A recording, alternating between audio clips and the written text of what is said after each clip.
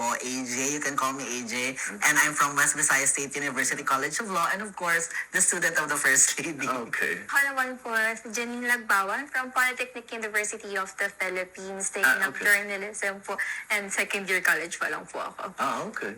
All right. And I'm Kathleen Millionte naman po, from University of the East Manila, fourth year psychology student po, sir. Oh, she's going to Yes. going to analyze. Please, will somebody explain it to me, Panda? But before anything else po, we'd like to ask your impression because we have seen in your previous podcast, it was seasoned broadcast journalists and us ordinary citizens of the country and students are here in front of you. How are you feeling right now po, Mr. Great. President? I much prefer talking to young people, actually, because I always, of course, there are people in your life na talagang kailangan pinapakinggan mo. But, you know, with the way things are moving, not talking to young people is there's always something new. There's always something, but there is always something new. But they are the people who tell us what's going on. You know, this is what's happening. You know, they'll take away. Matagal na nag-paradigm shift ito. You have to think in another way. So, I like it. I enjoy it. Since we are all Gen Z po, ano po ba yung klase ng buhay? If you're part of our generation or Gen Zs, how do you think or how do you see yourself po as a Gen Z? More on po ba nag-aaral or party? Ano po ba yung kind of life you would like to have as Gen Z? I was already a geek before the word geek was invented. I was one of those people who just I don't know. They just pick up all this information, pick up all of it. I would be so happy because the level of information that's available to everyone now, not necessarily a good thing, but the level of it, the amount, the volume of information that's available now. My God, it's so interesting. You can look up anything. I wish I had ChatGPT when I was having to write essays and it's 2 a.m. and hindi mo pa natatapos yung essay mo. So sir, you mentioned po about the use of ChatGPT po in our generation, sa Gen Z po. So, one thing that concerns me po about the ChatGPT or AI in general po is that it's undeniably a threat to us po, especially students, employees, sa workforce po ng Pilipinas. So, I'm wondering po na kung magkakaroon po tayo ng regulation about AI po, na pwede po natin implement nationwide.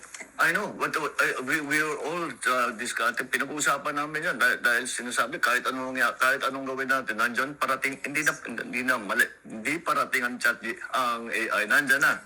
Dadami lang yan, dadalaki.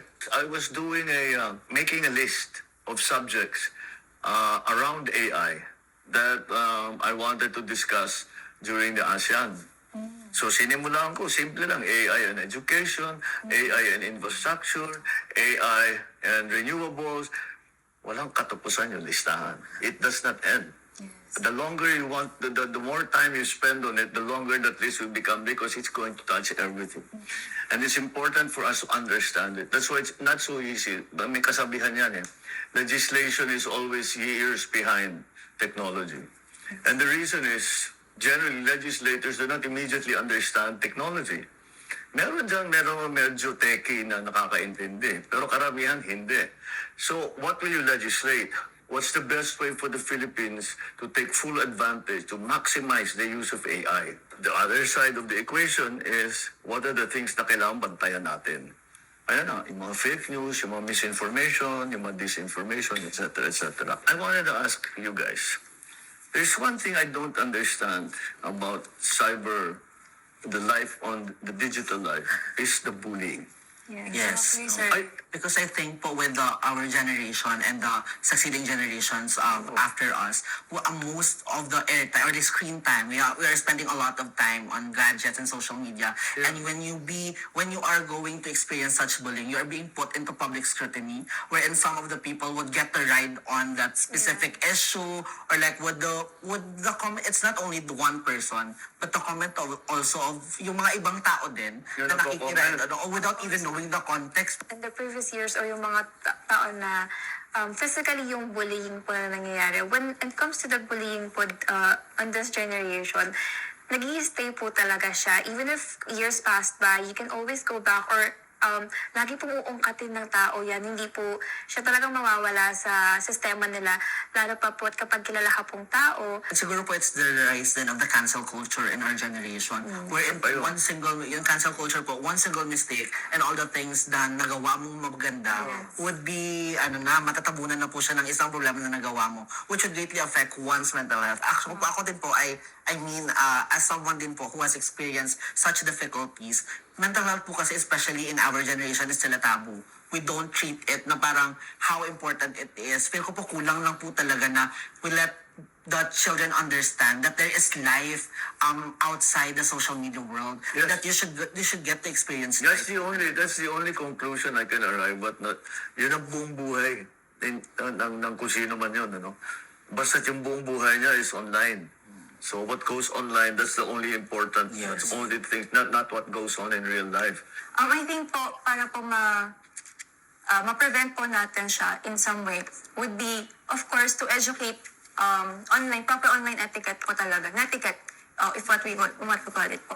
Yan lang po. Kasi, yung social media is a very huge part of our daily lives na po talaga eh.